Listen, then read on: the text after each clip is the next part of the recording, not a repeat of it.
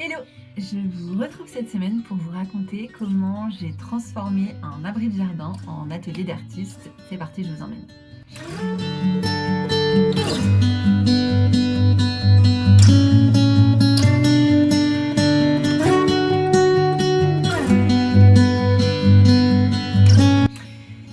Pour ceux qui ne me connaissent pas, moi c'est Mathilde, je suis illustratrice à Lyon. Un jour, en fait, j'en ai eu marre de partager mon bureau à la maison avec les Playmobil, les camions pas de patrouille, les casques à vélo, bref, vous voyez l'idée quoi. J'ai eu envie d'un endroit bien à moi, un petit cocon dans lequel je me sentirais à l'aise et tranquille et au calme pour créer, qui serait à la fois plein de lumière et agréable. Donc avec mon mari, on a eu l'idée de fabriquer un atelier dans le jardin de ma maman, qui a un très grand jardin et donc il y a plein de parties qui sont inexploitées.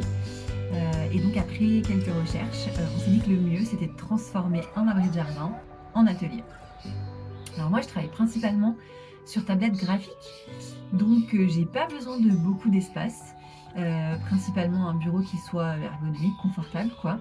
Donc on est parti sur un modèle avec des grandes ouvertures et une fenêtre là comme vous voyez là, pour la luminosité, parce qu'en revanche j'ai besoin de beaucoup de lumière. Donc l'abri, il est posé sur des flots béton et donc des lambourdes. Ensuite, c'est un kit à monter. C'est hyper pratique.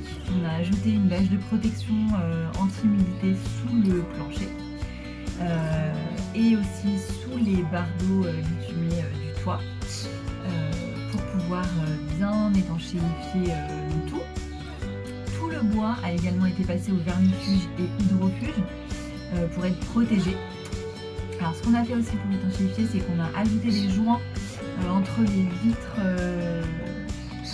en fait, entre les carreaux et les supports pour s'assurer que ce soit bien étanche à l'intérieur.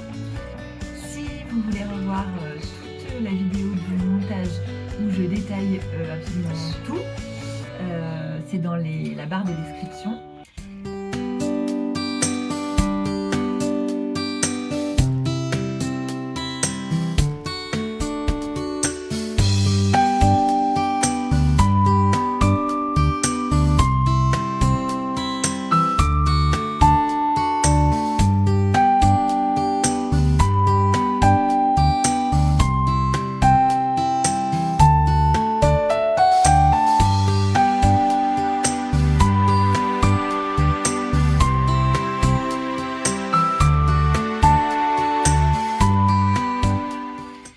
Et une fois qu'on a eu tout monté, j'ai peint l'extérieur pour le plaisir des yeux surtout.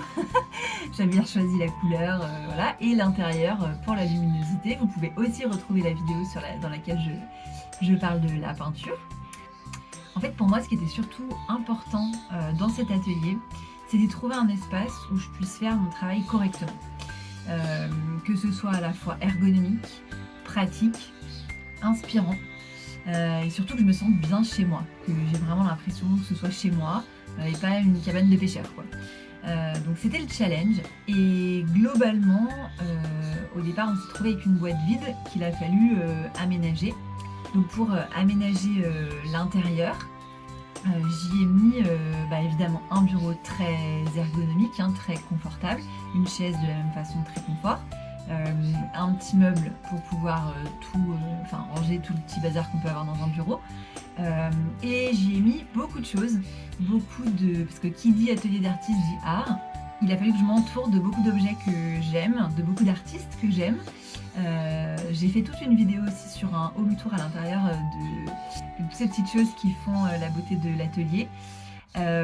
Et puis il y a des petites choses qui sont pratiques aussi, donc, que j'ai fait dans les aménagements intérieurs, de quoi prendre un petit goûter, de quoi boire, de quoi voilà, toutes ces petites choses pratiques.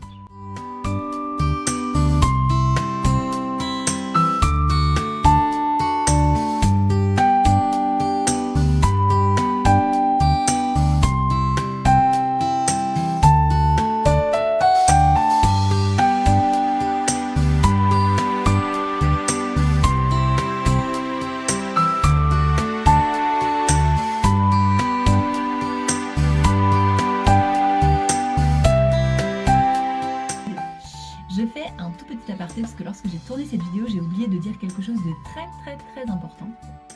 C'est que toute cette idée de tiny atelier, d'un petit atelier. Alors effectivement, je n'avais pas besoin de plus de place, mais toute l'idée m'est aussi venue grâce à une chaîne YouTube. C'est celle d'Alexandre Leroux, qui est une personne qui a acheté une tiny house, donc qui vit dans une maison qui est petite en fait, en Alsace, au milieu d'une ferme en maraîchage bio, si je ne me trompe pas. J'aime beaucoup cette chaîne parce qu'elle est hyper inspirante sur le côté minimaliste et sur toutes ces choses importantes pour la planète et pour la vie en fait. Voilà, donc je ne sais pas si Alexandre regardera cette vidéo, mais en tout cas je suis très contente de vous parler de cette chaîne parce qu'elle m'a beaucoup inspirée pour la création de l'atelier et même en général.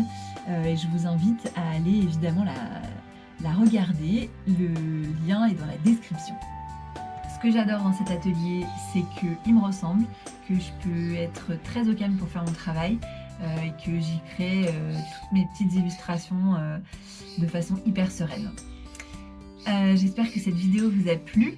Si vous voulez suivre toutes les vidéos sur l'atelier et les collections, les illustrations et le métier d'illustratrice en général, activez les notifications, abonnez-vous à la chaîne. Vous pouvez aussi vous abonner à la newsletter, le lien est dans la description, comme ça vous ne ratez rien. Je vous remercie d'être là, de me suivre. C'est hyper stimulant de voir qu'il y a de plus en plus de personnes qui s'abonnent. Donc merci beaucoup, je vais continuer à vous partager ce quotidien et ce métier que j'adore. Et je vous retrouve très vite pour une nouvelle vidéo. Très bonne semaine à vous.